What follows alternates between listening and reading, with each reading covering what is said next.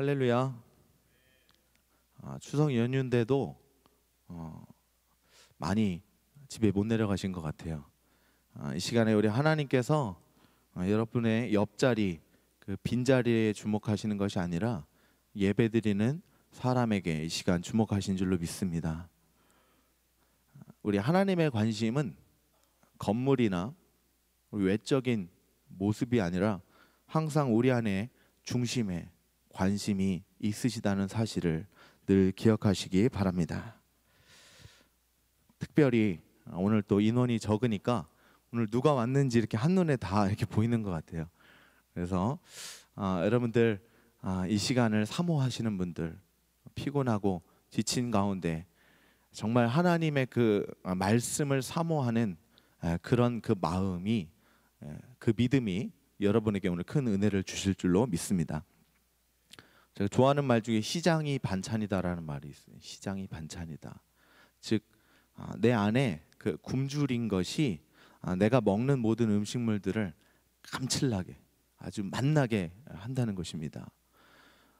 세상에 유명한 설교자들의 설교, 아주 미사여구가 뛰어나고 조직적인 그런 말씀도 굉장히 중요하지만, 그러나 그 말씀이 아무리 좋은 말씀이라도 내 안에 갈급함이 없다면 그것은 내 안에 들어와서 어떠한 영향도 줄 수 없는 그냥 보기 좋은 음식일 뿐입니다.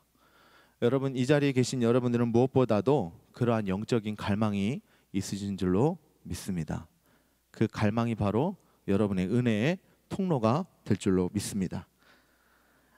오늘 우리 찬송 속에 담긴 그 하나님의 은혜를 함께 나눌 텐데, 오늘 하나님께서 우리에게 주신 찬송은 찬송가 143장입니다. 우리 오늘은 특송이 없고 우리가 같이 먼저 찬송을 한번 불러보고 이 은혜를 함께 나눴으면 좋겠습니다. 찬송 143장.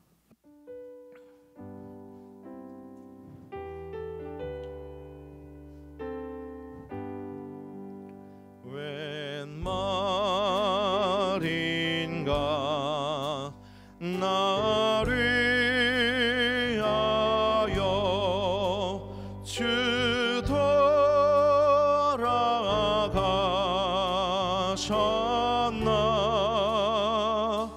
이 벌레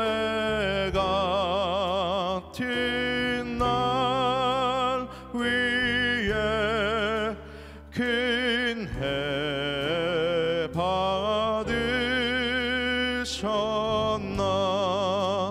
내 지은 죄 다 지시고 못 박히셨으니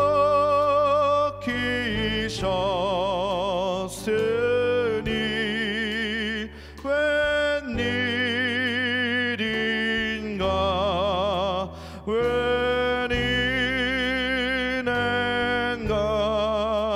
그 사랑 그쳐라. 주 십자가 못 박힐 때 그 해도 비들고 그 밝은 빛 가리워서 캄캄케 되었네. 나 십자가 대할 때에 그 일이 고마워. 내 얼굴 감히 못 들고 눈물 흘리도다.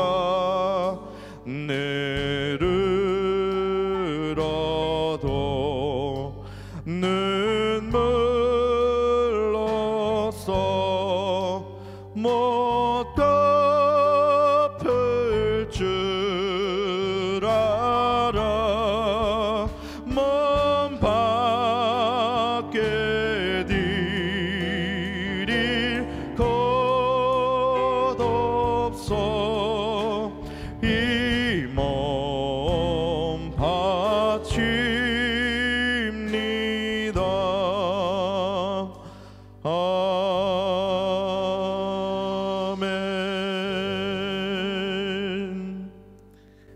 하나님께 영광의 박수 올리겠습니다.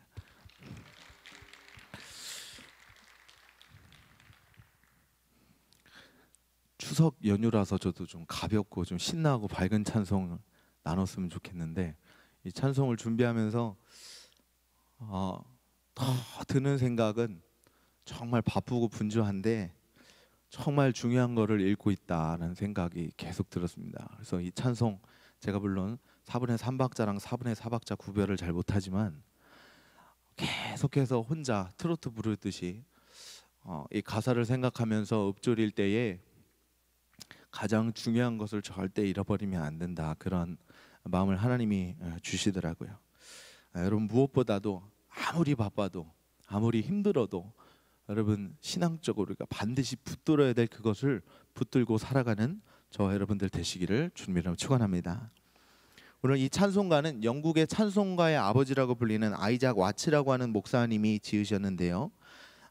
이 목사님은 영국의 사우스샘프턴에서 태어났습니다. 근데 이분의 이 아이작 와츠 목사님의 아버지는 영국 국교회를 따르지 않는 그런 청교도 가정이었습니다. 이 아이작 와츠는 그리고 그 당시 그 아버지가 청교도로서 그 영국의 국교회를 따르지 않는 그런 문제로 감옥에 투옥되는 그런 일도 있었습니다. 그래서 아이작 와츠가 태어날 때 그의 아버지는 감옥에 있었고, 또 이 아이작 와츠 이후로도 무려 8명의 다른 동생들이 그 가정에 태어납니다. 그런데 이 아이작 와츠가 성장하면서 아버지로부터 굉장히 많은 언어 훈련을 받고 아주 엄격한 신앙 훈련을 받습니다. 그래서 라틴어, 그리스어, 프랑스어, 히브리어 등 아주 그런 언어적인 그런 교육을 많이 받고, 또 이 아이작 와츠의 특징이 하나 나타나는데 시를 그렇게 좋아하는 거예요.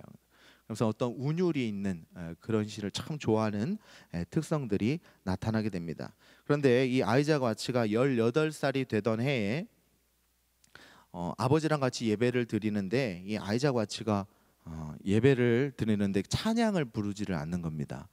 그때 다윗의 시편을 이렇게 찬양을 하고 있는데 아버지가 예배 후에 끝나고 화가 나서 이 아이작 와츠한테 너 왜 찬송을 부르지 않는 거냐, 이렇게 막 꾸지람을 줬답니다. 그랬더니 아이작 와츠가 다윗의 시편은 운율이 뭔가 맞지 않고 그 당시에 그 교회 안에서 불렀던 찬송가 같은 것들이 제대로 없었을 때에 아마 시편을 그냥 이렇게 읊조리듯이 이렇게 흥얼거리듯이 불렀던 것 같습니다. 그런 것들이 전혀 맞지도 않고 뭔가 그리스도 중심적이지도 않은 것 같다, 막 그러면서 아버지한테 18살밖에 안 된 이 아이작 와츠가 막 따진 거예요. 그랬더니 이 아버지가 야, 그렇게 네가 잘났으면, 네가 다윗보다 더 잘났으면 네가 한번 시편을 써봐.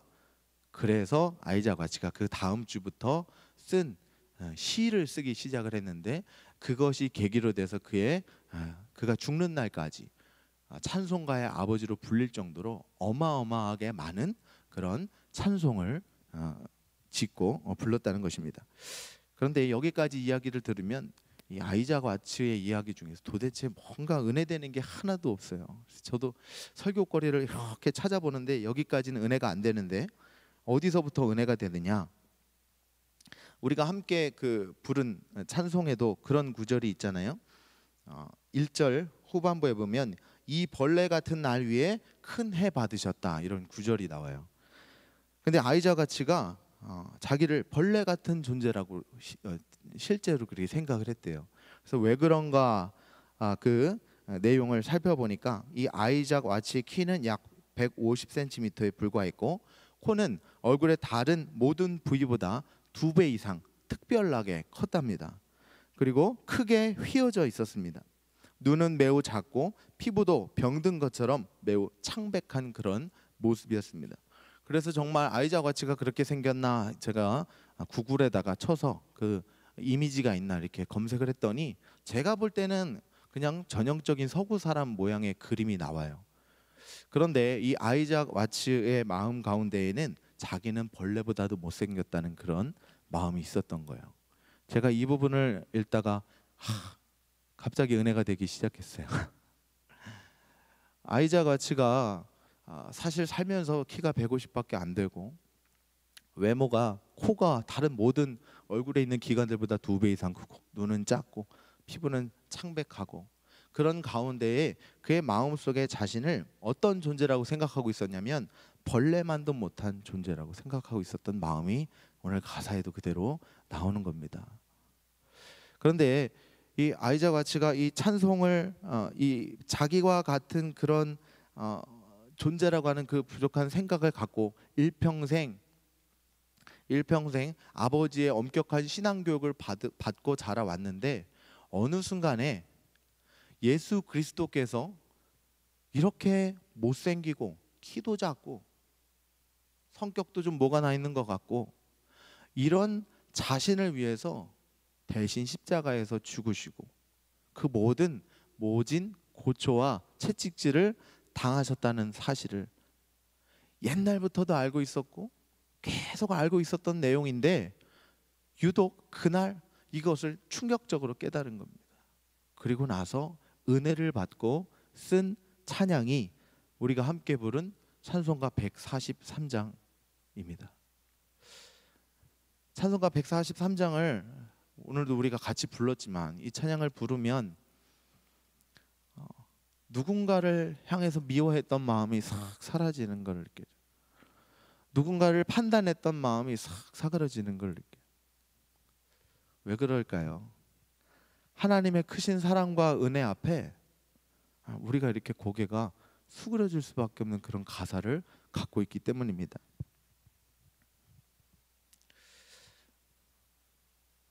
신앙생활을 처음 시작할 때에 굉장히 우리가 넘어가야 될 큰 산이 있습니다.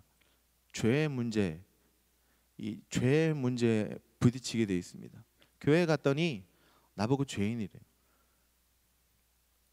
그런데 나는 내가 죄인이 아닌 것 같아요. 나도 믿고 싶은데 예수님을 믿고 싶고 예수님이 나를 위해서 십자가에서 죽으시고 부활하시고 나를 그만큼 사랑하신다는 것을 믿고 싶은데 그게 잘 믿어지지가 않는 거예요. 머리로는 알겠는데 이 마음이 안 움직이는 거죠. 알파를 하고 새가족 교육을 받는 그런 분들 가운데서도 이 문제에 부딪히는 분들이 보여요. 나는 내가 죄인이 아닌데. 또는 신앙생활을 오래 하신 분들 가운데서도 은연중에 바로 그런 모습입니다. 나는 정말 죄인이 아닌데 교회에서 죄라고 하고 목사님이 죄라고 하고 죄인이라고 하니까 또 성경의 모든 사람은 다 죄인이라고 하니까 죄인인가 보다. 그렇게 머리로 이해하고 신앙생활 하지만 실제로는 죄인이 아닌 것처럼 살아가고 행동할 때가 너무나도 많은 것을 봅니다. 우리가 잘 아는 1만 달란트 빚진 자의 비유 이야기를 여러분 생각해 보십시오. 1만 달란트 빚진 사람이 그 감당할 수 없을 크기의 그 빚을 가지고 두려움에 떨고 어떻게든 그 빚을 갚아보려고 쫓기며 그렇게 살아오다가 그 빚을 꾸어준 사람이 그 사람을 불쌍히 여겨서 그 빚을 탕감을 해주는데 그 탕감받은 사람이 누구를 쫓아갑니까? 자기한테 100데나리온 빌린 사람을 쫓아가서 멱살을 잡고 감옥에 끌고 가는 쳐넣을 듯이 협박하고 왜 내게 진 빚을 갚지 않느냐고 난리치는 그 모습을 보면서 1만 달란트를 탕감해줬던 그 주인은 다시금 그 사람을 잡아다가 감옥에 가두지 않습니까? 여러분 우리가 절대로 잊지 말아야 될 중요한 것은 우리가 지금 아무리 좋은 옷을 입고 있고 아무리 좋은 집에 살고 있고 아무리 좋은 직분, 세상 사회적 지위를 안고 있다 하더라도 하나님 앞에서는 너무나도 추하고 더러워서 감히 주님의 얼굴 들 수도 없는 죄로 얼룩진 존재라는 사실을 기억해야 합니다. 마치 우리가 우리의 힘으로 구원을 얻어낸 것처럼 그런 의기양양한 얼굴을 하고 살아갈 존재가 아니라는 것입니다. 하나님한테는 죄인인데 사람한테는 너무나 무례한 그것은 진정 내가 죄인이라고 하는 사실을 알지 못하는 것이죠. 신앙생활을 하면 할수록 더 겸손해져야 되는데 신앙생활을 하면 할수록 이상하게 더 겸손해지기가 힘듭니다. 왜 그럴까요? 자꾸 복음을 오해하게 만드는 그런 악한 마귀의 유혹이 있는 것 같습니다. 하나님 때문에 구원받았는데, 하나님 때문에 내가 신앙생활 하는데 왜 자꾸 교만해지는지, 그렇게 교만한 얼굴로 변해가는 내 자신을 거울로 보면서도 내가 교만하고 있다는 사실을 알기가 너무나 어려운 것이 참 신앙생활의 어려움인 것 같습니다. 그런데 하나님께서 성경에 보면 특별히 누구를 들어 쓰셔서 그 교만이라는 그 영안을, 눈을 뒤덮고 있는 그거를 벗겨주시냐면 나중된 사람들을 통해서 교만의 눈을 벗겨주십니다. 이스라엘이 교만에 빠졌을 때 이방인들을 통해서 이스라엘의 교만을 벗겨주시는 거예요. 저희 교회에 처음 오신 분들, 또 신앙생활 하시는 분들의 모습을 보면서 저는 제 마음과 심령 속에 많은 교만의 눈꺼풀이 지금 쌓여 있었다는 것을 보고 많은 은혜 가운데 있습니다. 어떤 분은 새벽 2시에 퇴근을 하고 새벽 2시에 출근을 하고 저녁 7시에 퇴근을 해서 알파 코스에 오시고, 직장에서 하루 종일 시달리다가 아이 2, 3 손을 붙잡고 어떻게든 하나님을 한번 배워보자, 이번에 제대로 한번 교육을 받아보자, 이런 마음을 가지고 주님 앞에 나오는 그들의 그 심정과 오늘 우리가 신앙생활을 정말 몇십 년, 몇 년 모태신앙으로 살아온 오늘 우리의 주님을 대하는 그 심정이 같을까요? 하나님은 우리의 중심을 보시는데 우리는 때로 불필요한 신앙의 요소들로 우리 스스로를 너무 많이 치장할 때가 있어요. 하나님조차 나를 모르실 거야. 가죽옷으로, 나뭇잎으로 우리 실체를 가능 가립니다. 그리고 여전히 하나님을 믿으면서도 내 안에 다른 것들로 인정받고 싶고 다른 것들로 내가 채워주려고 하는 그런 욕심 속에서 힘든 씨름을 홀로 하고 있습니다. 우리 하나님이 이 모습을 보고 계실 때 얼마나 마음이 아플까요? 여러분, 우리는 다 죄인이었습니다. 지금도 죄의 습성과 성품을 갖고 있습니다. 단지 하나님께서 하얀 천으로 우리의 죄를 덮어주셨을 뿐입니다. 그 천이 다시금 벗겨지는 순간 우리는 의로운 척할 수 없습니다. 주님 앞에 낱낱이 드러날 것입니다. 그러므로 우리가 주님 앞에 설 때에 여러분 어떤 마음으로 나가야 될까요? 주님, 제가 죄인이었던 사실을 까먹었습니다. 저는 사실 내가 죄인이라는 사실 잘 안 믿어졌어요. 그런데 어떤 전사님이 중고등학교 때 설교를 하시는데 우리가 다 죄인이라는 거예요. 그래서 로마서 1장 28절로 30절을 펴보라는 겁니다. 나는 내가 죄인이 아닌 것 같았는데 성경을 폈어요. 로마서 1장 28절로 30절 제가 봉독하겠습니다. 또한 그들이 마음에 하나님 두기를 싫어하며 하나님께서 그들을 상실한 마음대로 내버려 두사 합당하지 못한 일을 하게 하셨으니 곧 모든 불의, 추악, 탐욕, 악의가 가득한 자요, 시기, 살인, 분쟁, 사기, 악독이 가득한 자요, 수군수군하는 자요, 비방하는 자요, 하나님께서 미워하시는 자요, 능욕하는 자요, 교만한 자요, 자랑하는 자요, 악을 도모하는 자요, 부모를 거역한 자요, 우매한 자요, 배약하는 자요, 무정한 자요, 무자비한 자라.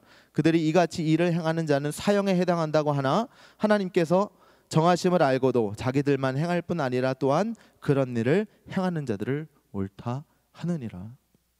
이 말씀을요 계속 읽히는 거예요. 계속.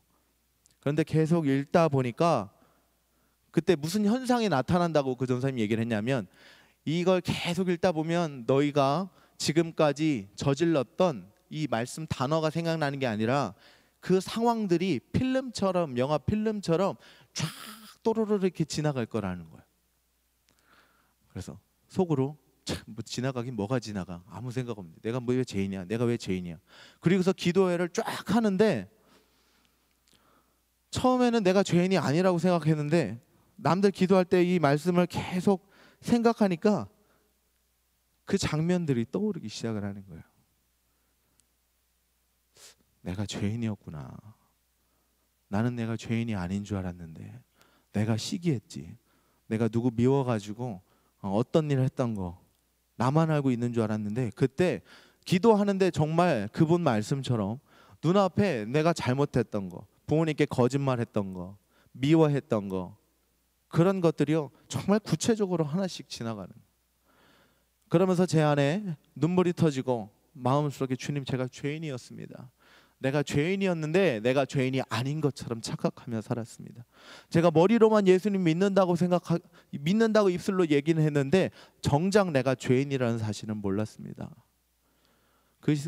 그때 그 집회에서 굉장히 많은 우리 동기 친구들이 회개를 하고, 우리가 죄인 되었다라는 게 그런 거구나. 이게 그냥 몇 단어 속에 그냥 있는 게 아니라 우리의 삶의 그 장면들이 하나님께서는 다 알고 계시는구나. 하나님은 속일 수 없겠구나. 그거를 깨닫게 하는 겁니다.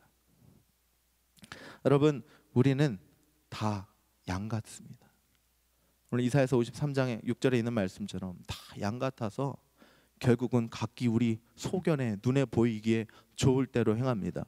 사사기에 나오는 많은 목자 없는 양과 같이 방황하는 사람들처럼 우리는 오늘도 하나님의 말씀을 붙들고 그 말씀을 붙든 상태에서 눈은 여전히 세상을 갖고 우리 안에 있는 욕망을 붙들고 하나님을 따라간다고 세상에 소리치고 있는 형국입니다. 여러분, 오늘 말씀을 통해서 무엇보다도 우리 안에 있는 삶의 방향과 내가 누구인가, 내가 그리스도인인가, 내가 결국은 주님 앞에 죄인이었구나라는 사실을 잊지 않는 저와 여러분들 되시기를 주님으로 축원합니다. 초등부 사역을 할 때 굉장히 힘든 아이가 있었어요. 친구들만 있으면 그 아이가 주도가서 자꾸 누군가를 왕따시키는 거예요. 그래서 교회 새로 나온 부모님들이 걔 때문에 다른 교회로 다시 가게 되거나 전도된 애들이 정착을 못하게 되는 일이 굉장히 많았습니다. 그래서 선생님들끼리도 그 아이가 항상 기도 제목이었는데, 수련회 가서 이 죄에 대한 문제를 가지고 성경학교 때 깊이 기도를 하는 시간이 있었는데 나중에 간증자를 찾았습니다. 그런데 이 아이가 간증을 하겠다는 거예요. 그리고 나서 많은 아이들 앞에서 자기가 잘못한 일을 회개했습니다. 저는 근래에 그런 아이를 본 적이 없어요.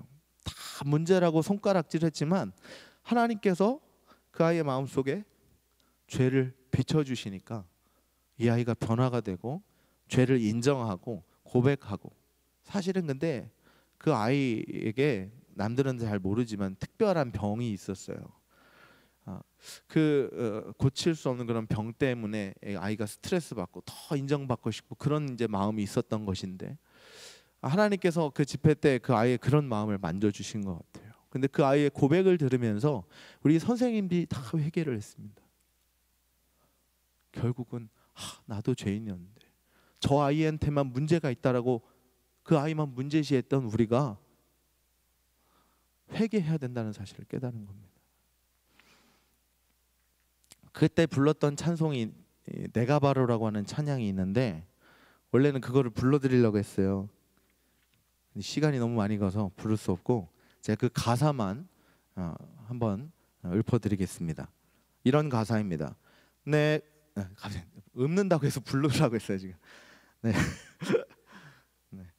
내가 바로 십자가의 못, 내가 주님의 손을 박았어요. 내가 바로 십자가의 못, 내가 주님의 발을 박았어요. 나의 죄가 주님께 가시관 씌우고 주님의 몸 깊이 찔렀어요. 주님이 내 모든 죄 대신 지시고 십자가에 달리셨어요. 그 피로 날 정결하게 하시고 죽음에서 살아나셨네. 나의 주 감사합니다. 예수님 사랑합니다. 이 찬양을 우리가 많이 불렀던 찬양이에요. 이런 찬양을 통해서 결국 그 아이는 자신의 영적인 정체성, 영적인 현 주소를 알게 됐고, 그 다음부터 행동이 어땠을까요? 아주 부드럽고 생활을 잘 했습니다. 여러분, 우리는 어린 아이들을 통해서 하나님 우리를 부끄럽게 하시고요, 우리 교회에서 처음 신앙생활하는 분들을 통해서 우리 안에 가려져 있는 교만의 눈을 띄어주게 하시는 은혜를 베푸실 줄로 믿습니다.